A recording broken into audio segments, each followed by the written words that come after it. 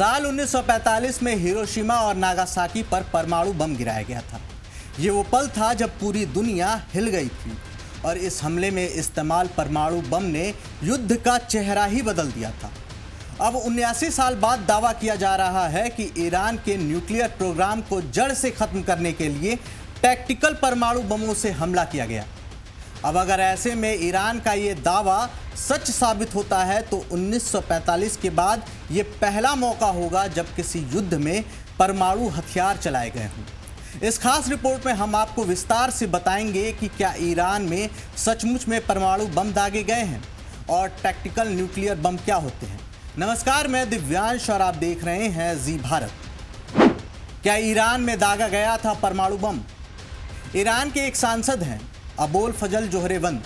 उन्होंने अल सआ नेटवर्क को दिए एक इंटरव्यू में बहुत बड़ा खुलासा किया है। उन्होंने कहा कि पहाड़ों पर फोर्डो साइट कंक्रीट के 60 मीटर से अधिक नीचे स्थित है। इसे पारंपरिक हथियारों से ध्वस्त नहीं किया जा सकता। मुझे नहीं लगता कि कोई पारंपरिक हथियार इतनी गहराई तक हमला कर सकता है। ऐसे में इस बात की सबसे अधिक संभावना है कि उन्होंने सीमित परमाणु हथियारों का इस्तेमाल किया था। अब अगर ईरानी नेता का दावा सच साबित होता है तो हिरोशिमा और नागासाकी पर हमले के 79 साल बाद पहली बार ईरान में परमाणु बम दागा गया है। लेकिन यहाँ ये ध्यान रखना जरूरी है कि उन्होंने टैक्टिकल न्यूक्लियर बॉम्ब का जिक्र किया है। क्या ईरान में दोहराया गया इतिहास? अब सवाल ये है कि क्या 89 साल बाद इतिहास को दोहराया गया है? दरअसल 6 अगस्त 1945 को हिरोशिमा पर लिटिल बॉय, फिर इसके 3 दिन बाद यानी 9 अगस्त को नागासाकी पर फैट मैन नाम का परमाणु बम दागा गया था। इसमें हिरोशिमा में लगभग 1,40,000 और नागासाकी में लगभग 74,000 लोग मारे गए थे। दोनों शहर लगभग पूरी तरह से खत्म हो गए थे। बचे हुए लोगों ने रेडिएशन से बीमारी और असहनीय दर्द को झेला, जो आज भी महसूस किया जा सकता है। लेकिन ये पूर्ण रूप से परमाणु हथियार थे और यहाँ पर बात हो रही है टैक्टिकल न्यूक्लियर बॉम्ब्स की। क्या होते हैं tactical nuclear bomb? Tactical nuclear bomb को हिंदी में सामरिक परमाणु हथियार कहा जाता है। यह हिरोशिमा और नागासाकी पर मारे गए बमों से कहीं ज़्यादा छोटा होता है। इसकी ताकत ज़्यादा से ज़्यादा 50 किलोटन तक होती है, जिसका प्रभाव काफ़ी सीमित होता है। इसे खास तौर पर बंकरों, गुफाओं और कठोर अंडरग्राउंड ठिकानों को नष्ट करने के लिए डिज़ाइन किया गया है।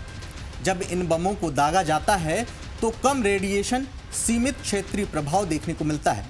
इसे फुल स्केल न्यूक्लियर वॉर नहीं कहा जाता, यानी इससे परमाणु युद्ध घोषित नहीं होता है। लेकिन इसे ईरान में दागा गया है या नहीं, ये बड़ा सवाल बन चुका है, क्योंकि ईरान की फोर्डो न्यूक्लियर साइट काफ़ी रहस्यमयी है। फोर्डो का रहस्य क्यों कर रहा परेशान? फोर्डो न्यूक्लियर साइट जो है वो ईरान के सबसे पवित्र शहर कोम में स्थित है, जहां जामकरन मस्जिद है जो 12वें इमाम मेहदी से जुड़ा माना जाता है।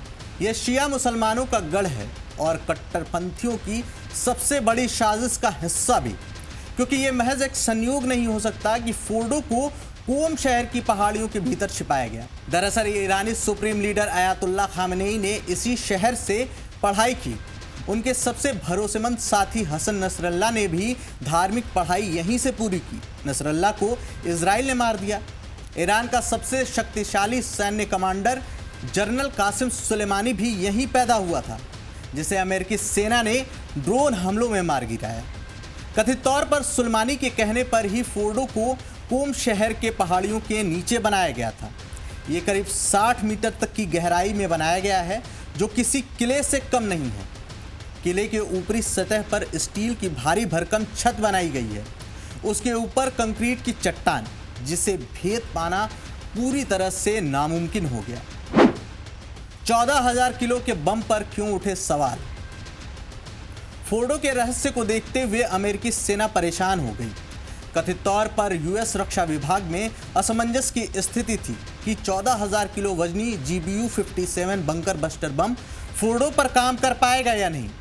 उस समय चर्चा इस बात की भी उठी थी कि इसके लिए टैक्टिकल न्यूक्लियर हथियारों की ज़रूरत पड़ सकती है।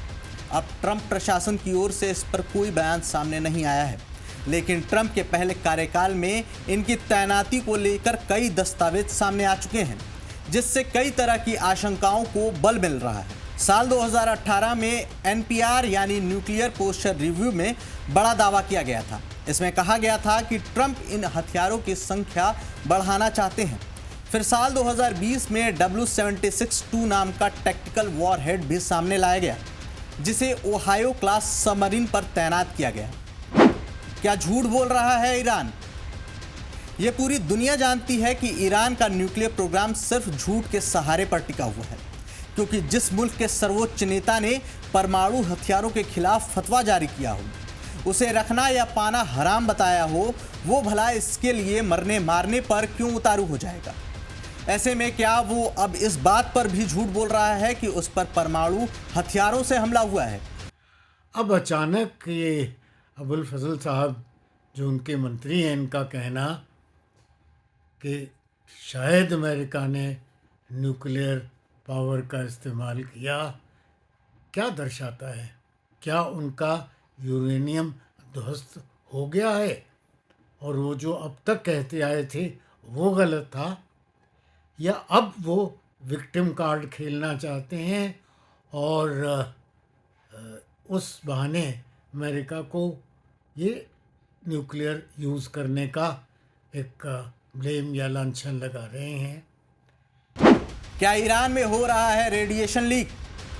फोर्डो के रहस्य और ईरानी सांसद के बयानों से पूरी दुनिया खौफ में है। साथ ही टैक्टिकल न्यूक्लियर हथियारों के सीमित प्रभावों को देखते हुए कई तरह की आशंकाओं और अफवाहों को हवा मिल रही है। हालांकि फोर्डो के आसपास रेडिएशन लीक की कोई पुख्ता जानकारी अभी तक सामने नहीं आई है, लेकिन अमेरिका की चुप्पी भी बहुत बड़ा इशारा कर रही है। ऐसे में ये देखना दिलचस्प होगा कि अब आगे क्या होने वाला है। इस रिपोर्ट में सिर्फ इतना ही। आप इस पूरे मामले पर क्या कहना चाहेंगे, हमें कमेंट बॉक्स में ज़रूर लिखें और अपने चैनल को ऐसे ही प्यार देते रहें, क्योंकि हम आपको देश दुनिया की हर जानकारी देना जारी रखेंगे। अपना और अपने परिवार का ध्यान रखें। जय हिंद।